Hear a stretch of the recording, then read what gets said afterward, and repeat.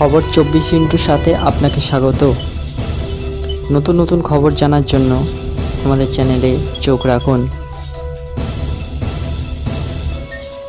লোকসভার দামাদা বেজে গিয়েছে। প্রথম দফায় প্রার্থী তালিকা প্রকাশ করেছে বিজেপি। 195 জনের সেই তালিকায় নাম রয়েছে নানা চমক। বাংলায় প্রার্থী করা হয়েছে এক ভোজপুরি তারকাকে পবন সিং। আসানসোল কেন্দ্রে প্রার্থী করা হয়েছে নাম করা ভোজপুরি গায়ককে। তবে শুধু একা পবনই নন, প্রথম দফায় প্রার্থী তালিকায় রয়েছে আরো 3 ভোজপুরি তারকার নাম। শনিবার বিজেপির প্রকাশিত 195 জনের প্রার্থী তালিকায় দেখা গিয়েছে 4 ভোজপুরি তারকার নাম: রবি কিষান, মনোজ তিওয়ারি, দীনেশ লাল যাদব নিহুরিয়া এবং পবন সিং। মূলত হিন্দি বলায় জোর দিতে এবং সমাজের তৃণমূল স্তরে মানুষের সঙ্গে সংযোগ তৈরি করতেই এই ভোজপুরি তারকাদের প্রার্থী করা হয়েছে বলে রাজনৈতিক বিশেষজ্ঞদের মত।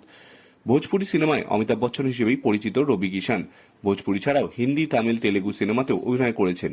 2019 সালে গোরক্ষপুর লোকসভা আসন থেকে বিজেপি টিকিটেই তিনি লড়েছিলেন। মনোজ তিওয়ারি 2014 এবং 2019 সালে বিজেপির টিকিটে উত্তর পূর্ব দিল্লি ভারত আসন থেকে লোকসভা নির্বাচনে প্রার্থী হয়েছিলেন এবং 2বার তিনি জয়ী হন। মাঝে জল্পনা শোনা যাচ্ছিল এবার তাকে বিহারের কোনো আসন থেকে প্রার্থী করা হতে পারে। তবে গতবার প্রার্থী তালিকা ঘোষণার পর দেখা যাচ্ছে তৃতীয়বারেও তিনি উত্তর পূর্ব দিল্লি থেকেই প্রার্থী হচ্ছেন। দীনেশ লাল যাদব নিহুরিয়া নামেই পরিচিত এই ভোজপুরি তারকা 2019 সালে উত্তরপ্রদেশের আজমগড় কেন্দ্র থেকে প্রার্থী হয়েছিলেন। সমাজবাদী পার্টির প্রেসিডেন্ট অখিলেশ যাদবের বিরুদ্ধে নির্বাচনে হেরে যান তিনি। তবে 2022 সালে অখিলেশ বিধানসভা নির্বাচনে প্রার্থী হওয়ার জন্য লোকসভা আসন ছেড়ে দিলে সেখানে উপনির্বাচনে অখিলেশের ভাই ধর্মেন্দ্র যাদবকে হারিয়ে জয়ী হন দীনেশ। রাজনীতির আঙিনায় পা রেখেছেন ভোজপুরি গায়ক অভিনেতা পবন সিং। এবার তাকে আসানসোল থেকে প্রার্থী করেছে বিজেপি।